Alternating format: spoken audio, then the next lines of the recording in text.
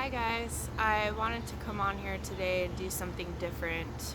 Um, I wanted to do a video talking about honoring emotional loss and what that looks like, what it feels like, and the reason why it's important, and what the process actually ends up doing for us, and how we can learn how to benefit from not only emotional losses, but of betrayals and just any type of emotional issue that's really hard to process and that don't match our own personal frequency. A lot of the time, that's why we're so upset by it, is because when someone in your life hurts you and your intuition tells you that it was an intentional thing, it's really hard for us to be able to relate to it because it's not something that we would ever do.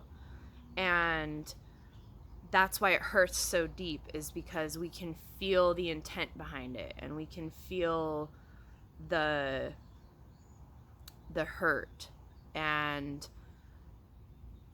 what we can learn from it is, my cards today told me that a brave heart can endure even when there's great fear. And that made me really sad at first, and I started crying. And because sometimes I just think to myself, I'm really sick of having a brave heart, and I'm really sick of feeling like I'm one of the only people that bases my life on integrity. And just that sometimes it can feel like a lonely journey, constantly trying to do your best and always treating the people in your life with respect and love. And when people don't mirror that back to you, and they mistreat you, and they do it intentionally out of whatever reason, it may be, it gives you the opportunity to just, look at yourself and just say, I am grateful that I have a brave heart, because that's not something that I would ever do to someone. I would never do that. And I'm grateful that that's my truth, that my truth is that I would never intentionally hurt someone.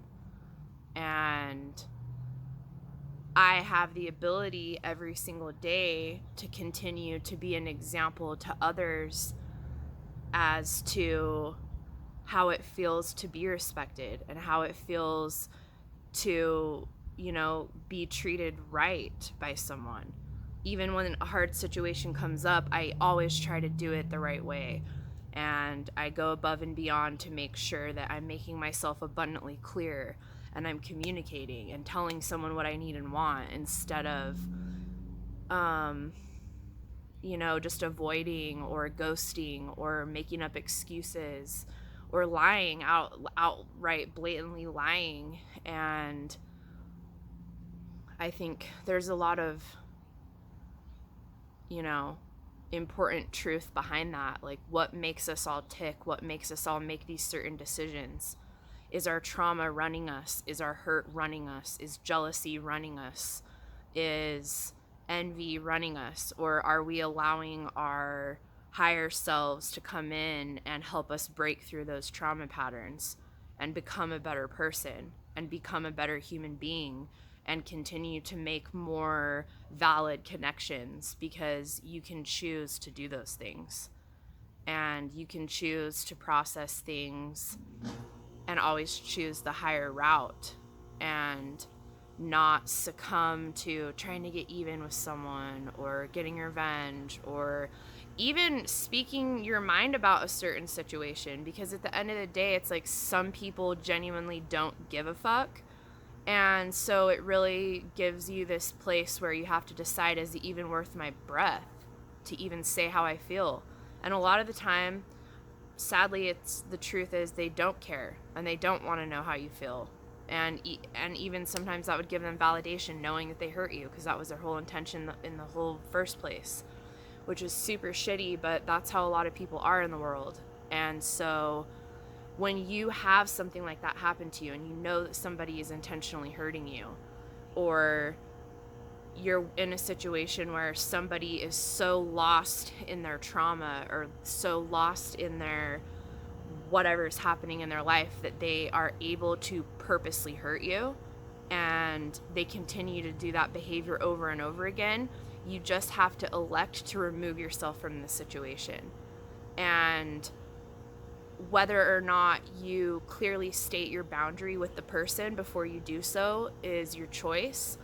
And I feel like it's important to just at least say how you feel and state your boundary, and then exit stage left and move on, and learn that sometimes disrespect is enough closure, and not need anything more than that, and not need to keep, reaching out and bringing it back up, and just be able to simply say, this person chose to disrespect me, and that's not something that I'm going to tolerate in my life because I deserve better than that, and move forward.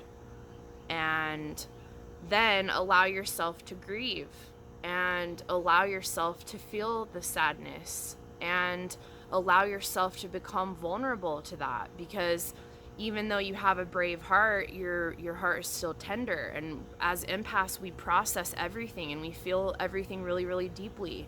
And because we love, it doesn't make sense when someone doesn't love us back. It's like super abrupt, and we're like, what is happening right now? I don't understand this, because it's not in our innate nature. So we're like, this is so foreign to me. Why is this happening? Like, how do I even process this? So that's why we can really be upset about it for a while and cry longer, is because we're trying to process it, but our bodies aren't used to it. So it's important for you to go into your vulnerability and honor it, and know that you can gain freedom from the situation through your vulnerability. When you open yourself up to it and you allow yourself to feel the emotions of the loss and the sadness, you can actually process it and release it out of your body, so you don't have to continue to hold on to it, so you're not triggered by it again. And you can just fully experience it and say, I have the right to feel sad because this was a loss, and I have the right to feel sad because disrespect doesn't match my frequency. And then move into compassion and move into forgiveness for yourself for allowing someone to do something like that to you, and forgiveness and compassion for the other person for wherever they're at that made them do something like that, and that can help you really detach your emotional body from the situation. And then in that way you can gain clarity and peace of mind, and you can heal your heart from the situation. And you can then in turn give yourself that love that your heart needs right now because you're hurting, and be able to actually move forward.